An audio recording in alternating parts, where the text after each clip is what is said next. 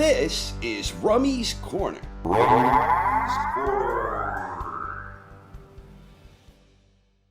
Where, oh where, is Andy Ruiz Jr.? The former unified heavyweight champion has been missing from action since last fighting in September 2022, when he won a 12-round unanimous decision against Luis Ortiz. With all of the recent heavyweight action underway, in large part because of Turki Al-Sheikh bankrolling a lot of heavyweight fights that fans want to see, it's amazing that Ruiz had not gotten in on the action in Saudi Arabia earlier, but reportedly he is finally expected to make his return to the ring in August against Jarrell Big Baby Miller. Looking back on Andy's career, he got his first big opportunity in December 2016 when he faced Joseph Parker for the vacant WBO belt. Both of these guys were undefeated going into that one, and at the end of 12 entertaining, hard-fought rounds, Parker was awarded a razor-thin majority decision to win the WBO Heavyweight Championship. Despite narrowly losing on the cards, Ruiz made a strong account of himself, and many observers believed he deserved to win. The next big opportunity for Ruiz allowed him to step in as a late replacement for the aforementioned Jarrell Miller. Miller was scheduled to face unified heavyweight world champion Anthony Joshua, but he was removed from the card after failing a drug test. It was June 2019, and Ruiz capitalized on the opportunity and scored a big-time upset to become the new unified heavyweight champion.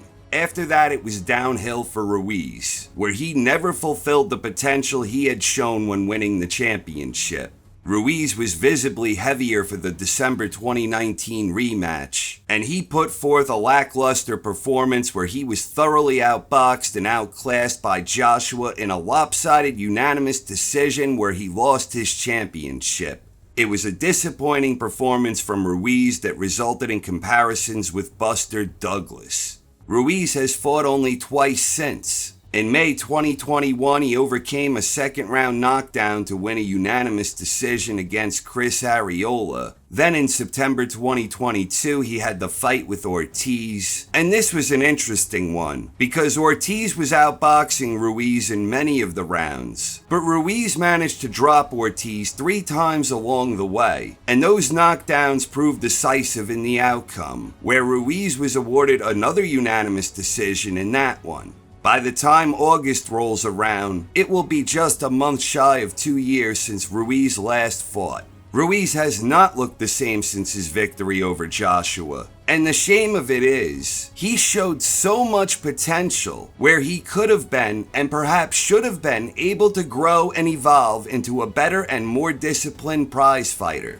Ruiz showcased a lot of great attributes that night. Ruiz was patient, poised, and had an excellent strategy. The main thing Ruiz was able to do that made him successful was that he was mostly looking to stand his ground and counter whenever AJ attacked and got into mid-range. Ruiz was usually waiting to counter whenever Joshua threw, but more importantly, Ruiz was countering with volume and also trying to throw with AJ whenever he threw. Even when some people believed he let AJ off the hook after that crazy third round, Ruiz remained disciplined and stuck to the plan. But even on that terrific night, where his deceptive blend of power, hand speed, and timing were proving to be formidable at an elite level, you still had the feeling that he was only showing flashes of his true potential. But that was a long time ago now. Ironically, Jarrell Miller is the one who will provide Ruiz with the opportunity to bounce back. Miller himself is coming off of a knockout loss last December when he was stopped by Daniel Dubois in the 10th and final round. Ruiz is already 34, going on 35 in September. And considering he didn't exactly look spectacular in his last 2 fights despite winning, ring rust is likely to be a real thing for Ruiz. Miller provides him with a chance to get his career moving again, but with the passage of time, it feels far-fetched to believe that Ruiz will ever realize the full potential he showed flashes of in his victory against AJ.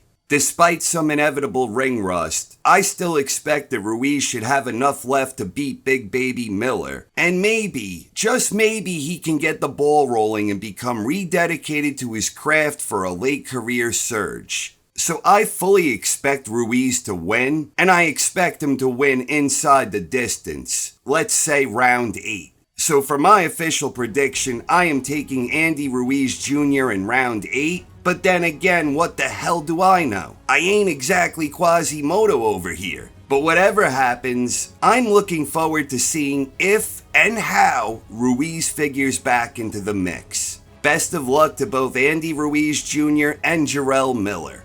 What do you think? Please share your thoughts in the comments section. Thank you very much for watching, everyone. I hope you enjoyed and have a wonderful night. This is Rummy's Corner.